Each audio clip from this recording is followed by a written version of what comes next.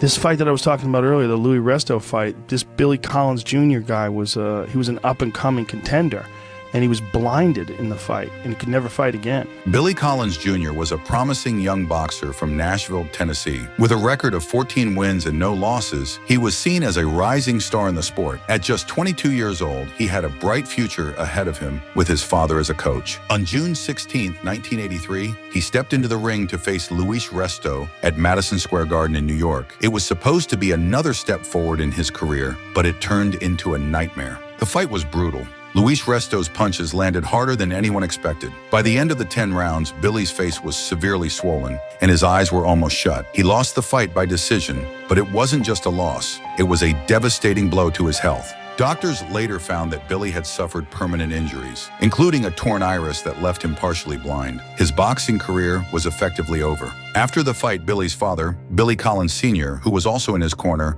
shook hands with Resto. That's when he noticed something strange. The gloves felt unusually thin. He immediately demanded that the gloves be inspected. Officials discovered that the padding inside Resto's gloves had been removed, making the punches much harder and more dangerous. An investigation revealed that Resto's trainer, Panama Lewis, had tampered with the gloves before the fight. Both Resto and Lewis were found guilty of cheating. They were banned from boxing and faced criminal charges. Resto even admitted years later that his gloves had been soaked in plaster-like substances to make them even harder. For Billy Collins Jr., the damage was irreversible. His dreams of a successful boxing career were shattered. He struggled with depression and turned to alcohol.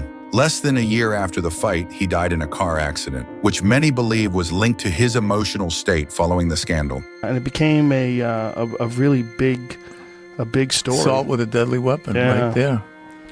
I think at the end of the other guy's life, or at some point, he admitted that he did it. There was some documentary about it, that the guy finally admitted that he was using...